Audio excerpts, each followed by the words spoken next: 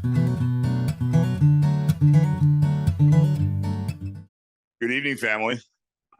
It's good to see all of you guys in the same place at the same time. I want to start off by just thanking everybody for your guys' hard work over the last couple of weeks. I know it's been a grind. I know it's been long days, long nights, some really, really long nights. I don't get a chance to tell you guys this personally in person to all of you at the same time, but thank you. It doesn't go unnoticed. I appreciate it. I'm kind of excited about Task. This is a really good friend of mine named Mike Symkoviak. When I first got to the point in my program where I could actually reach out to friends and family other than my parents, he was one of the first guys that I reached out to. We've been friends since 4th grade. We've always been in competition from each other, as you can probably tell, in one way or another. But when I called him and reached out to him, he couldn't have been happier to talk to me. And I was like probably a lot of you, I didn't know which one of my friends thought I was dead, alive, what I was doing, or where I was at. When I talked to him, he couldn't have been happier to hear about what I was doing. And so I invited him up for a tour. And when I got to reconnect with him and kind of realize he's been through some shit himself, he's got a story that is no different than mine, other than I'm a raging alcoholic.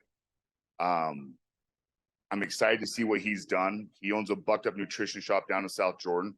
It's the only non-family bucked up store ran by somebody, which is a huge accomplishment. They're a giant store. For those of you that go to Lyft, you might have seen his picture. It's giant up there. But without further ado, Mike Symkoviak.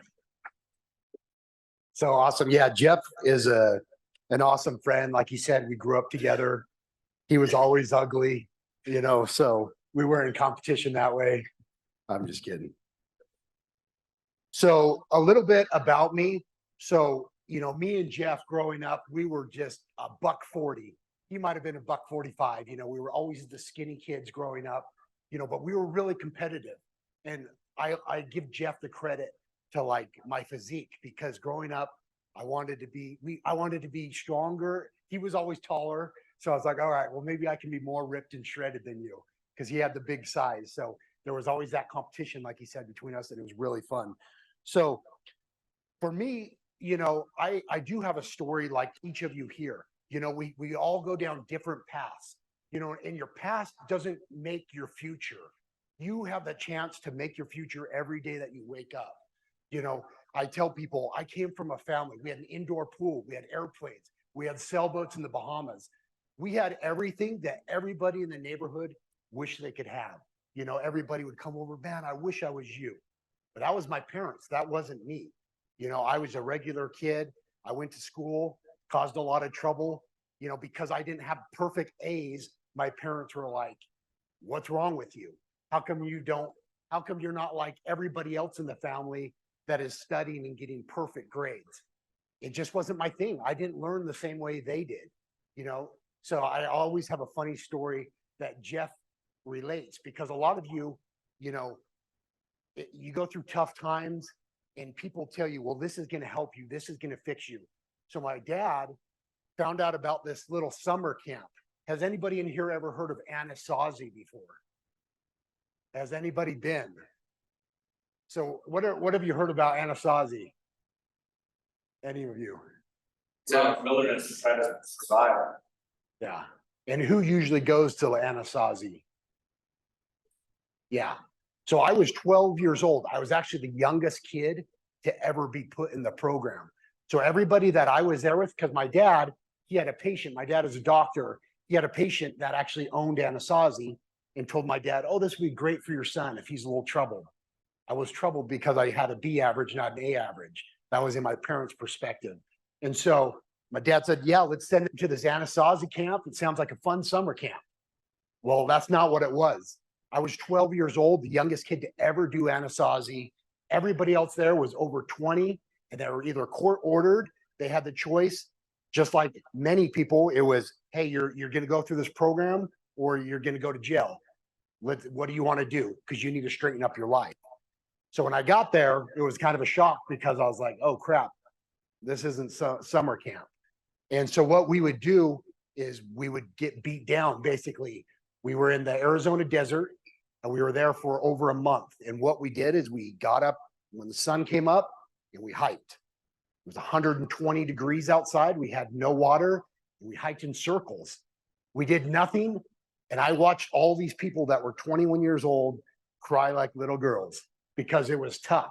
But it was something that was really cool later on in my life to know that I did that. I went through that experience and it taught me that, hey, there's nothing I can't do. So yeah, when my parents came to pick me up, they're like, hey, where's the hammocks? Where's the tent?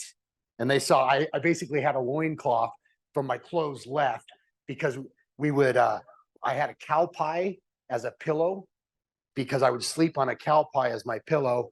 And we would drink out of ponds that had dead cows in them if we were lucky to find water. I mean, it was pretty hardcore.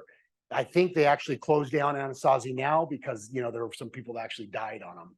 So it was really hardcore. And so that experience taught me, hey, no matter what in life, you know, being the youngest kid to ever do this program, I can do it, you know. But as I got older, life was still pretty good. You know, my parents did provide a little bit, but I had to find my own way. You know, I got married, I had kids, I had the picket fence, the white minivan. Boy, was life about to change. You know, you think you make it, you think life is great. Life is never set. You can never plan life. And so, you know, I got divorced. My wife was unfaithful. I lost custody of my kids because she took them from me. I trusted somebody with what money I had left from the divorce. They stole everything from me. Soon I was on the street and I had nothing. And yet I still went to the gym and everybody looked at my life from an outside perspective. And they were like, man, you have a perfect life. Little did they know my perfect life was I would show up at the gym and work out. That's all they saw. I had a great physique.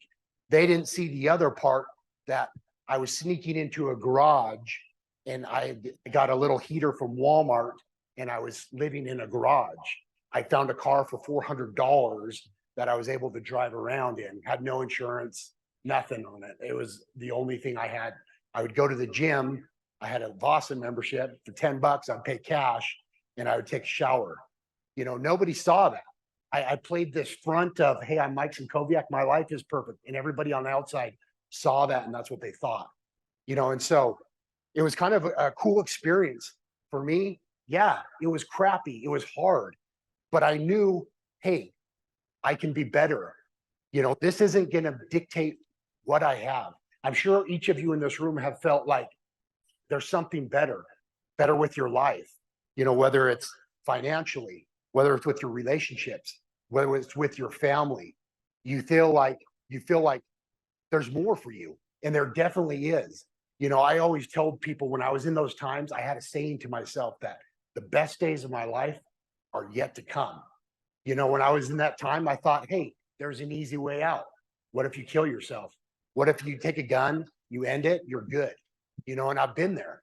I'm sure many of us, people that you don't think, like I said, everybody from the outside thought you're Mike Symkoviak. You have a great life just because they saw the outside appearance. They didn't know what I was going through personally. So we all have a story. And so I knew deep down inside that, hey, this isn't where I want to be. This isn't going to dictate where I'm going to be. Just as everybody is born in this life with nothing, you can create your own future. Even today, you have that chance to create your own future. You have everything. You have the capabilities. You have the brains. You're here now. That shows a ton about who you are as people. You know, you're willing to put in the work. You're sitting here. You're listening to me. I mean, so from that experience, I got back on my feet. It wasn't easy. You know, it was little by little. Soon things came better, then better. Then I got, you know, like I said, luckily I had something to keep me rooted, which was physical exercise. It was kind of my therapy. You know, people always ask me, hey, who was your favorite bodybuilder that inspired you to do this? Nobody. The only thing that inspired me was that was my therapy. That was the way I got through life, is because when I was in the gym, the only thing that mattered was lifting up that weight and putting it back down, you know, because nothing else, my bills, troubles, no home, that didn't matter. So it took everything and it was my therapy. And it was cool because I tell people it was a hobby that I invested in, that it paid off, you know, because it was something I loved. Each of you have talents. your talent might be different than the guy next to you, but each of you have the ability to create something off of what you're good at or what you have passion in. So I got back on my feet. I became better. There's this interesting story that I kind of want to jump into about just your perspective of who you can become. There was this guy named Franklin. He grew up in Kansas, Wichita, Kansas, and he was in high school. He was in his junior year. His mom was single. They had no money. He was dropping. He was flunking out of all of his classes. And his mom said, please just go take the ACT. Maybe you can score good enough to, get into some college to have a better life for you. And so he said, okay, mom, I'll do it for you. He went and took the ACT. Soon, a couple of weeks later, the scores came back in the mail. His mom opened up the ACT. He scored a 1480 on the ACT. So I felt, you don't know, that's an academic test to getting into college. And the highest you can score, a perfect score, is a 1600. So a 1480 on an ACT is like genius. Anything over 1400, genius. And so he sat there and he's like, man, I'm a genius. If maybe I should apply those skills that I have. So he started to go to school. He changed the group of friends that he was around. He went to school and he started putting in effort. And all the teachers were like, man, you really are a genius once you apply yourself. So he became top honors in his high school. He was valedictorian. He went to an Ivy League college. He became an entrepreneur, multimillionaire in Forbes. About 9 years later, his mom got a letter. In the letter, it stated that the ACT scores that year, there was 13 mistakes. His was one of them. The score that he had actually received was 700. So they had messed up and he thought that he had scored a 1480. And everybody told him, hey, when you scored that high, it changed your life.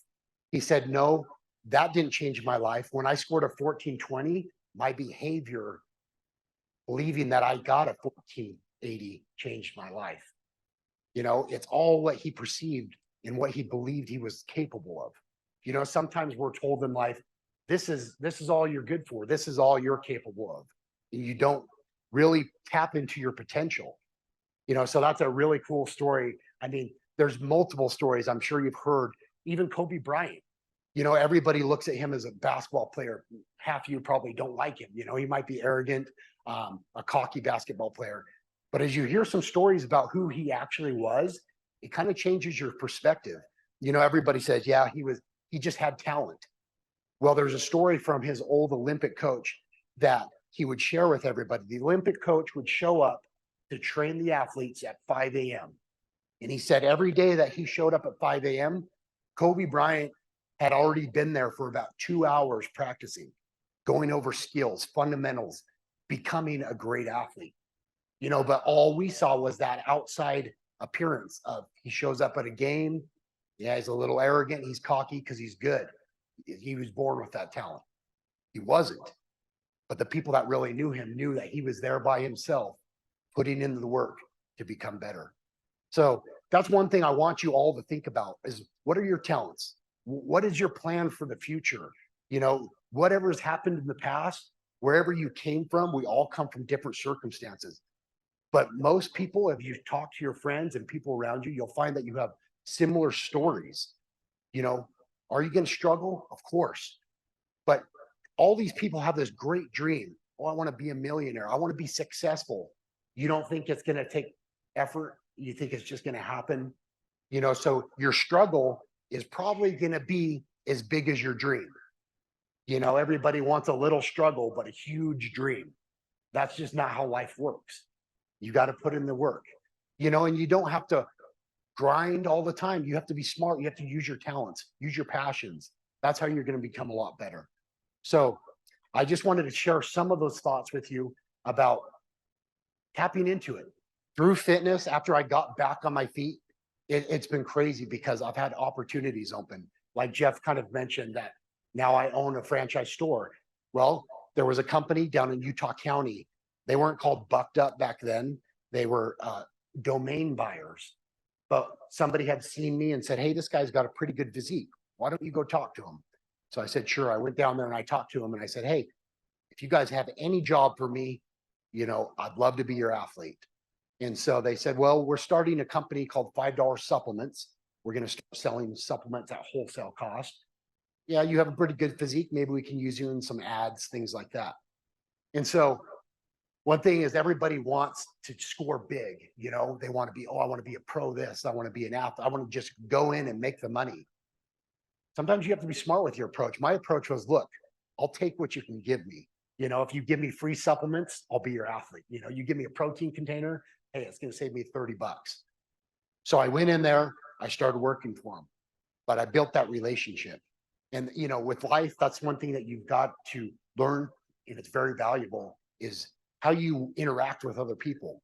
The relationships you build, you never know, you know, whether it's with your work, with your family, you know, they're very important to being successful and being happy in life.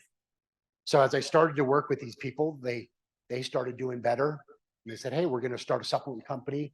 Back then it was called actually deer antler spray. They were the original guys that had the spray. It's an antler. They scrape off the IGF-1 hormone from the antlers, and then you spray it under your tongue and it helps your body repair. So that was their original company. That's how they get the name Bucked Up. And so I started working with them. And since I had kept those relationships, you know, I did put in the work. And over time, they allowed me to have a franchise. And since then, I've opened another franchise on my own. I mean, it's been awesome. So tap into your potential. You know, each and every one of you have that ability. So that's just a little bit of my background and a little bit of my thoughts for each of us. Do you guys have any questions for me? Let's go. What's up? Who convinced more, you or Jeffrey? Depends. Does he lie a lot?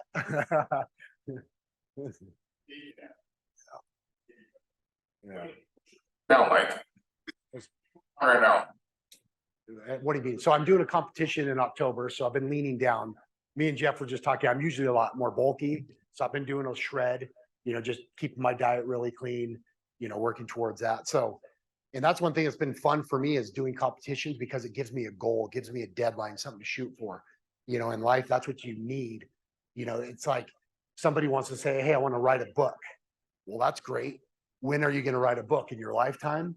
But once you in your life start putting, hey, I'm going to write a book in 6 months, guess what? You'll probably write that book in 6 months. If you say, hey, I want to write a book in a month, probably do it in a month. So something that I like to do to keep me pushing is, hey, I'm going to do a competition on this date. I have a deadline. You know, there's accountability. And that's what a lot of successful people do is they wake up, they have a game plan.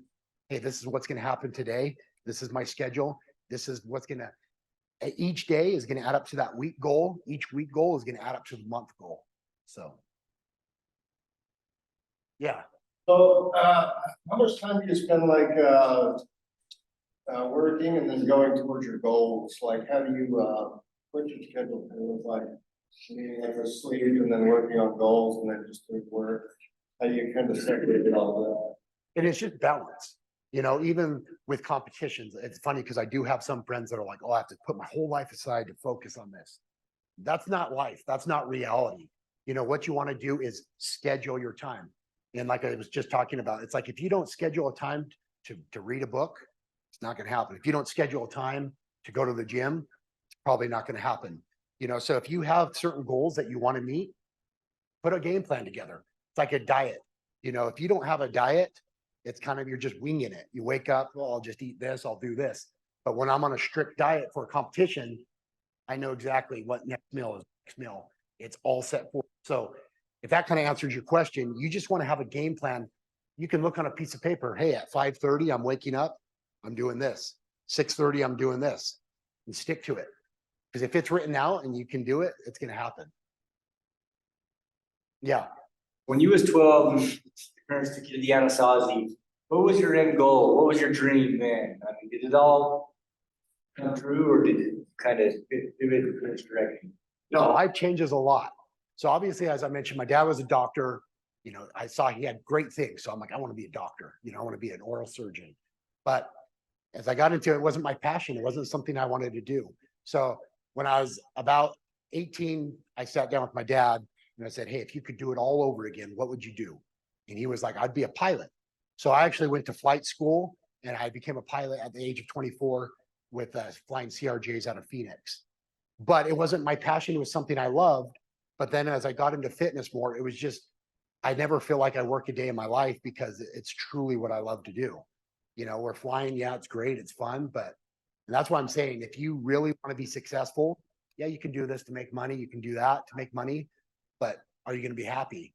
And that's my biggest thing in life is I want to live a happy life. I want to live a life doing the things that I want to do and figure out a way how to make them successful so that I can have freedom and money.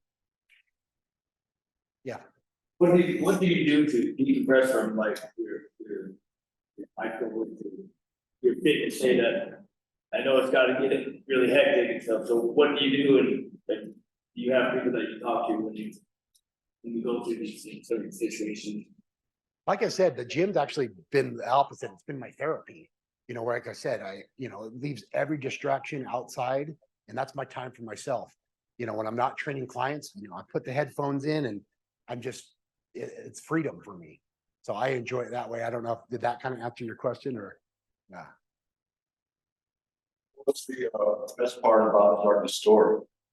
Starting a store is just actually accomplishing it, because as I got into it, like I said, my brothers are lawyers, they're all CEOs, my dad's a doctor. So I was looked at as, oh, fitness, what are you going to do with that crap? It's kind of like, but because it was my passion, but now it's like, I look at them and they're all miserable. Sure, they make some decent money, but owning a store, and that's what was cool is pursuing my passion, it led into other things.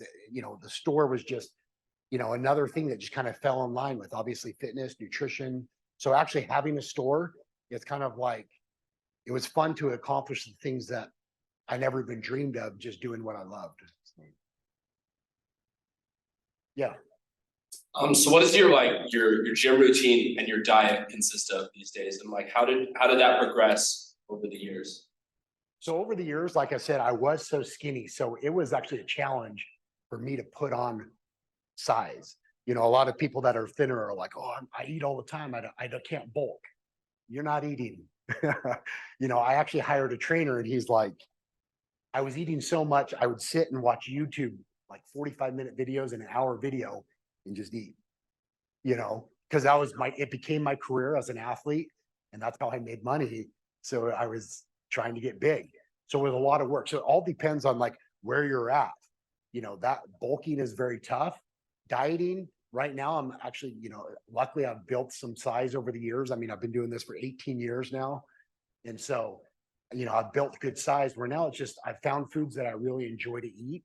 And so people are like, oh, you're dieting all the time. It's like, well, what do you eat? Chicken, some type of carb, some veggie. It's what I eat. Now they have a lot of seasonings that are 0 sugar. And so it's just figuring out what works for you. It's not that hard, but when people think of diet, they always think of peas and a chicken or salad, but yeah. It's been approximately 1 year since you started your newfound relationship with Jeffrey. I'm wondering what your thoughts are, specifically with relationships after Red Barn Academy. What are your thoughts about Red Barn Academy and individuals reintegrating back into their families and friends' lives? What has that turned into over the past year? So I was talking about Jeff when I actually pulled up here, and it's been crazy because obviously I've known him since elementary school. We were punks back then, and it's just like, and then as we got older, got into high school, Jeff went through his own things. We kind of went a little bit our different ways. I mean, we were always friends at heart, but he got into drinking and was doing a lot of partying. And the thing was, he's a totally different person. Now it's funny because it's like, if I need advice, Jeff's one person I can trust. You think I would have called him 5 years ago? Hell no. So it's like, he's got his head on his shoulders now and just his outlook on life. I mean, it's better than my outlook on life. He's just so positive. So watching just that whole transformation, like, man, it's like, yeah, I'm going to cry. Like it's just crazy, because he's changed so much where he's the guy texting me first thing in the morning, dude, have a good day. We're all complaining about something. He's like, no, look at this side. He sees the positive. And so, I mean, the program and what he's gone through, it changed his life. And I can see that from knowing him his whole life, And so now it's somebody that I trust Jeff. I can rely on Jeff. I value his opinion. He's a completely different person. So, I mean, there's a lot that if you put in the work, you can get out of it and you can create a new life,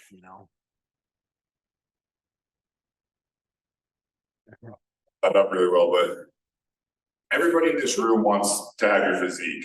And I wanted to have it. I'm still trying to get it. For all of us, we have restrictions when it comes to what would you tell us as a group is the best thing for us to do when it comes to activity and diets, considering these guys are working 13 hours a day, they're running on their gym time. Is there a certain thing that you would tell them? Like, we always just talk about if you do high weight, low reps, you get bigger, or low weight, high reps, you get more ripped. Is there anything like that that you would tell us as a group that you found works in your training? So with working out and stuff, so I once found this book, and it was funny because it was sitting at like all $1. Might have been at the DI. And I grabbed it and it was cool because it was bodybuilders from the 50s, like when bodybuilding first even started to 2010. And in this book, it was really interesting to me because it had all these different bodybuilders. One guy did high reps, this guy did low reps, this guy ate like this guy ate this. But the bottom line was all these guys have achieved amazing physiques. So it really taught me the concept. There are some basic principles. Intensity. If you want to build your physique, your body wants to stay the same. So if you go in and you do the same thing you do every day, you think it's going to change? Probably not much. So you got to go intense. Resistance. You've got to lift some heavy weight. Just like life, you grow when you go through stress. Your body's the same way. You stress those muscles, it goes, oh shoot, we got to build and get stronger. So resistance, intensity, consistency. You work out once a week or once a month, you're probably not going to get very far. So the biggest thing is being consistent. And out of all my friends, every one of them's like, all right, this year I'm going to get in shape. They work out for 3 days. A year later, I see them and they're like, I'm going to get in shape. They work out for 2 days. It's just a pattern. And it really doesn't take that much more effort. A guy I knew, he used to lay cement for Chuck E. Cheese. He was a billionaire. And everybody was like, how are you a billionaire off laying cement? Obviously, some construction guys can make some money. But he said, the difference between me and everybody else was as soon as we finished laying cement, we would take 15 extra minutes, go back over it and make it perfectly smooth. Just 15 minutes. And that's what separated him. And that's the same thing with anything. Just a little bit more adds up. A little bit more consistent, just a little bit each day will put you a lot further in a year. So intensity, resistance, consistency. And then the last principle that all these guys in that book applied was nutrition. They all had some concept of you got to fuel your body for it to grow. You have a question? We own your store. So I've owned the store, the Bucked Up Nutrition store, for about 2 years now. Yeah, so me and my partner just opened one in Houston. It's called American Nutrition and Apparel because they put a kind of a cap on the Bucked Up franchises for now. So we're like, hey, we know how to run this. Let's go start our own nutrition company. So it's called American Nutrition Apparel down in Houston. So, yeah. Okay, so I heard you mention the deer antler spray, and I've read about that with Bucked Up. In your experience, does that actually help recovery, or is that more of like a marketing gimmick? No, it can. Yeah, it definitely can boost your IGF levels. So what they found is it comes from a red stag deer, and they get them from farms like in New Zealand mostly. So each year, these red stag grow full antlers. They shed them the next year, full antlers. So they're really potent in a hormone called insulin growth-like factor. It's kind of like HGH, works on a very similar level where its job is to repair cells, tissues, things like that. So what they found is in Asia, they've been using it a long time in medicine. They'll scrape the velvet and it's really potent in that hormone IGF-1. You have that same hormone in your body right now that when you break down your muscles, your body releases IGF-1 to repair tissues, cells, things like that. So just like some medications from the dentist, you spray it under your tongue and it goes into your bloodstream through the thin wall and you can absorb some of that hormone, the IGF-1. So it can boost your levels naturally. So yeah, it does work. Yeah. Quick story that he's kind of because he talks about when he started working out. When Mike was on his mission Because when I started getting into bodybuilding at the time, he saw some pictures of me on a jet ski, so that I was getting bigger. And he wrote me a letter at me because he couldn't call back then. He said, "Hey, there's no way in hell you're gonna get bigger than me. He goes, I'm gonna show you when I get back." I'm like, "You're on your mission, what are you talking about?" He went out and bought a weight set with his missionary money to start working out. That's how competitive Mike and I were. He's a great friend, he's a great supporter of mine, he's a great supporter of Red Barn. Let's give him a round of applause. Hat, shirt, let you know that you're part of the family. I appreciate you. I appreciate you guys' time. Thanks for listening.